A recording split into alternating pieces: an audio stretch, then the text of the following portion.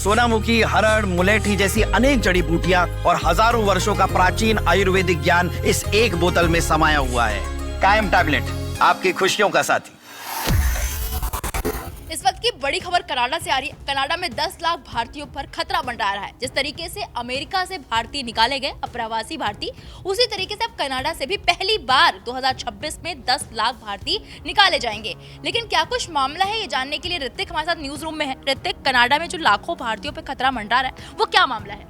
बिल्कुल, देखिए, आपने यूएस में ये तस्वीर देखी होगी, कहीं ना कहीं अमेरिका में वो भारतीय जो कि सालों से वहाँ पर रह रहे थे, उनके परमिट वहाँ पे ख़त्म करने की बात चल रही थी। लेकिन अब ऐसी तस्वीर कनाडा से भी सामने आ रही है। कनाडा में भी करीबन 10 लाख वो भारतीय जो कि उनका प्रवास जो है वहाँ पे वो लिमिट ख़त्म हो चुकी है, उन पर अब संकट मंडरा रहा है कि क्या अब उन्हें कनाडा से बाहर कर दिया जाएगा, ये सवाल है। ऐसे वक्त में जो सालों से शायद वहां पर काम कर रहे होंगे, तो एक तरीके से हम कह सकते हैं कि कनाडा में 2026 के अंदर करीबन 10 लाख भारतीयों का काम छिन सकता है। ये छोटा मोटा आंकड़ा नहीं है दीपिका, ये बहुत बड़ा आंकड़ा है। और वर्क परमिट खत्म होने की वजह से बड़ी तादाद में वहां पर रह रहे लोग वहां के अवैध प्रवासी हो जाएंगे, यानी जो उनकी वैधता है वो खत्म हो जाएगी कनाडा में रहने की।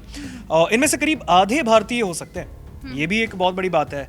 कनाडा की immigration agency, immigration refugee and citizenship Canada IRCC से मिले आंकड़े ये बताते हैं कि साल 2025 के आखिर तक करीब 10,53,000 वर्क परमिट खत्म हो चुके हैं दीपिका, और 2026 में आगे 9,27,000 और खत्म होने वाले हैं। तो कहीं ना कहीं अगर आप देखें, 2025 में ऑलरेडी इतने खत्म हो चुके हैं, 26 में और अभी 9 लाख के आसपास खत्म हो जाएंगे। तो कहीं ना कहीं देखें तो वर्क परमिट खत्म होने के कारण पर व्यक्ति का कानूनी दर्जा वहां पर चला जाता है, यानी आप उस देश में नहीं रह सकते। बिल्कुल। आपका परमिट वहां पर खत्म हो चुका है, एक्सपायर हो चुका है। वो एक ही शर्त है कि या तो उसको और आगे लिमिट उसके बढ़ा दिए जाए, नहीं तो फिर आप अवैध हो जाएंगे वहां पे रहने के लिए। तो जब तक वो नया वीजा ना ले, ना स्थायी निवासी ना वहां पे बन जाए, तो ऐसा होना बहुत जरूरी है। कनाडा सरकार ने वीजा को लेकर भी सख्त नियम कर दिए हैं इस बार 2026 में। अस्थायी कामगारों और विदेशी छात्रों पर इस फैसले का सबसे ज्यादा प्रभाव पड़ने वाला है दीपिका। तो दरअसल एक रिपोर्ट सामने आई है दीपिका, ये रिपोर्ट बताती है कि वहां पर शरण मांगने वालों के लिए भी नए नियम आए हैं। कनाडा में पहले भी कभी इतनी बड़ी तादाद में कटौती नहीं हुई है, ये पहली बार है। यानी 10 लाख वो लोग शायद जो भारतीय जो है उन पर खतरा मंडरा रहा है। और ऐसे में अगर हम देखें तो 2026 की पहली तिमाही में करीब 3,15,000 परमिट जो है वो खत्म होने वाले हैं, जो सिस्टम में भारी दबाव डालेगा। 2025 की आखिरी तिमाही में 2,91,000 से ज्यादा खत्म हुए थे। तो ऐसे में रिपोर्ट में दावा किया जा रहा है कि साल 2026 के मिड तक कनाडा में कम से कम 20 लाख लोग बिना कानूनी दर्जे के रह रहे होंगे, जो कि वहां पे इलीगल होगा। और ऐसे में इनमें भारतीयों की तादाद करीब 10 लाख होगी।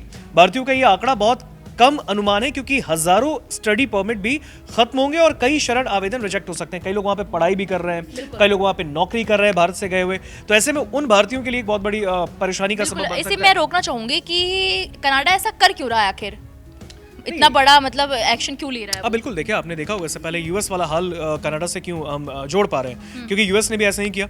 और अब कनाडा ऐसा क्यों कर रहा है, ये सवाल आपने जो पूछा है, दरअसल बढ़ते अवैध आबादी से वहां पे जो जिस तरीके से आबादी लगातार बढ़ रही है, इस वजह से ग्रेटर टोरंटो एरिया में ब्रैम्पटन और कैलेडन जैसे इलाकों में बहुत दिक्कतें आ रही हैं। जंगलों में टेंट लगाकर वहां पर लोग रह रहे हैं। अब आप सोचिए, उनको शायद रहने की छत भी नहीं मिल रही, तो वो जंगलों में टेंट लगा के रह रहे हैं। भारतीय अवैध प्रवासी अब कैश लेकर काम कर रहे हैं। कुछ लोग फर्जी शादियों के धंधे चला रहे हैं। कामगारों के लिए लड़ने वाले जो संगठन है, अब इसे लेकर जनवरी में प्रदर्शन भी करने वाले हैं। तो कहीं ना कहीं ये एक बहुत बड़ा मुद्दा है कि शायद कनाडा की जो सरकार है उसे ये फैसला लेना पड़ रहा है। ऐसे में अगर हम कहें तो एक सवाल ये भी बन जाता है कि वो लोग आखिर जो फंसे हैं वो कहाँ रह रहे हैं। बिल्कुल, और वो कह क्या रहे हैं, मतलब जो वहां पर फंसे उनका भी तो कुछ ना कुछ कहना होगा। बिल्कुल बिल्कुल, देखिए, जब आफत आती है तो जाहिर तौर पर उन लोगों के लिए कहीं ना कहीं भी शायद लॉस्ट होंगे इस चीज में कि ऐसी मुश्किल घड़ी में वो करें तो करे क्या। क्योंकि मानवाधिकार संगठनों का ये भी कहना है कि जो काम करने के लायक है तो रहने लायक भी है, वो मांग कर रहे हैं कि अस्थायी कामगारों और छात्रों को कानूनी रूप से रहने का रास्ता दिया जाए।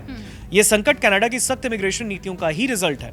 आवास और सेवाओं पर दबाव कम करने के लिए लगी गई योजनाएं वो वहां पर नया संकट पैदा कर रही हैं। तो ऐसे में अगर हम देखें तो कहीं ना कहीं कनाडा में उन जो भारतीय जिनके प्रवास जो है वो वहां पर अवैध होने वाले हैं, तो कहीं ना कहीं बहुत बड़ी तादाद में वहां पर कनाडा की सरकार एक्शन लेने वाली है। और ऐसे में अगर हम देखें तो करीबन 10 लाख वो भारतीय जिनके ऊपर ये संकट का जो बादल है वो मंडरा रहा है। तो ऐसे में अगर हम देखें तो आप देख सकते हैं ना, कहीं ना, अभी जो मैं आपको रिपोर्ट में अभी बताया कि इस तरीके से आबादी बढ़ रही है वहाँ पे शहरों में कि लोगों को शायद रहने के लिए भी जंगलों में टेंट लगाने पड़ रहे हैं। तो ऐसे में कनाडा की सरकार बहुत सख्त हो चुकी है। अभी नए वीज़ा को लेकर भी कनाडा की जो सरकार है उसने बहुत ही सख्त नियम लागू किए। तो ऐसे में अब देखना होगा कि वो भारतीय जो 10 लाख बताए जा रहे हैं रिपोर्ट के मुताबिक, ये हम नहीं कह रहे बट वो आंकड़े बताते हैं, वो 10 लाख भारतीयों के पास अब क्या विकल्प बनेगा, क्या उन्हें कनाडा छोड़ना पड़ेगा। इसमें स्टडी करने वाले बच्चे हो सकते हैं, लोग हो सकते हैं, नौकरी करने वाले भारतीय हो सकते हैं। तो अब उनके पास अब क्या विकल्प है ये आने वाले वक्त में ही पता चलेगा। बिल्कुल सही कहा ऋतिक आपने। और अगर वो भारत वापस आते हैं या फिर जहाँ भी जाते हैं तो भी एक उनके लिए मतलब बहुत मुश्किल है, क्योंकि एक बार